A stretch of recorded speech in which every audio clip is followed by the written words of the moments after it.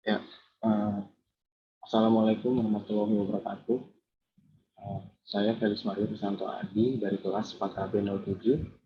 Saya ingin mempresentasikan tugas review paper yang berjudul Perancangan Implementasi Protokol SPME pada layanan email sebagai upaya peningkatan jaminan keamanan dalam transaksi informasi secara online.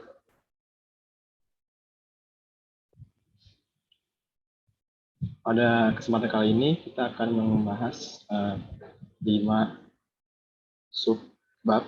Yang antara adalah pendahuluan, kemudian kedua adalah transfer protokol, keamanan protokol, simulasi dan pengujian, serta yang terakhir adalah kesimpulan.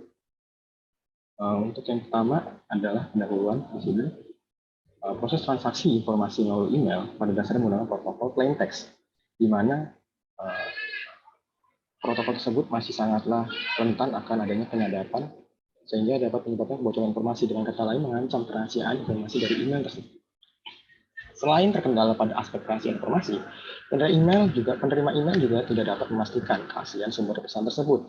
Apakah itu benar-benar berasal dari teman kita atau orang-orang yang mengenali kita dan mengirimkan pesan kepada kita. Bisa saja itu orang lain yang orang jahat atau orang yang memiliki kepentingan tertentu yang mengirimkan email tersebut. Di berikut ini adalah di samping adalah gambar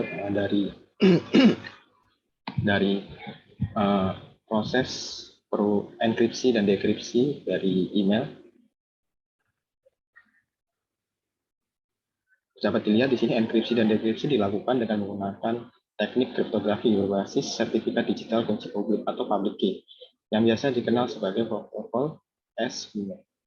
Karena terdapat dua proses yang dilakukan, yaitu proses enkripsi sebagai solusi dari ancaman kerahasiaan informasi dan proses digital signature sebagai solusi untuk melakukan verifikasi dari pengiriman email. Lanjut, untuk yang kedua adalah transfer protokol. Di sini protokol yang digunakan adalah SMTP atau Simple Mail Transfer Protocol.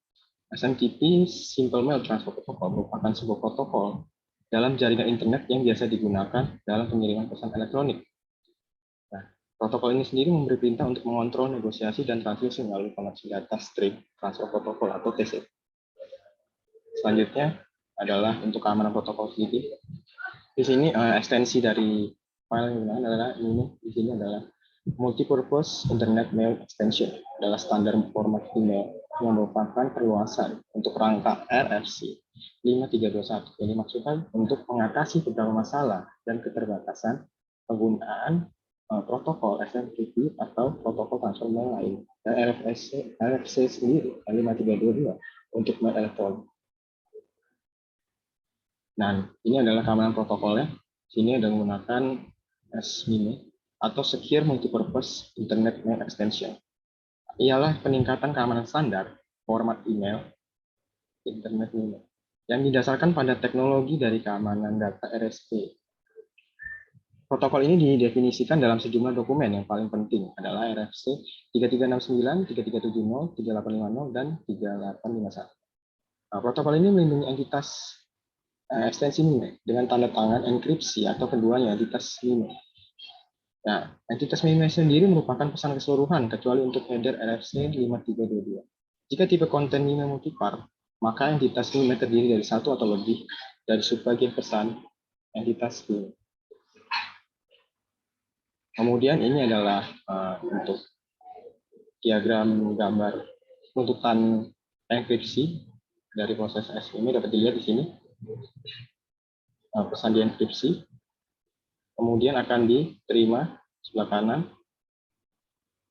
akan didekripsi dengan kunci publik. Selanjutnya ini adalah simulasi dan pengujian, di mana simulasi transaksi email antar account email milik entitas atau user menggunakan protokol SMIME, di mana email tersebut dilengkapi dengan attachment file yang dapat berformat dokumen, gambar, dan video, dengan tujuan membuktikan aman atau tidaknya transaksi email menggunakan protokol SMIME ini. Alat bantu yang digunakan pada pengujian ini adalah merupakan LAN detektif profesional.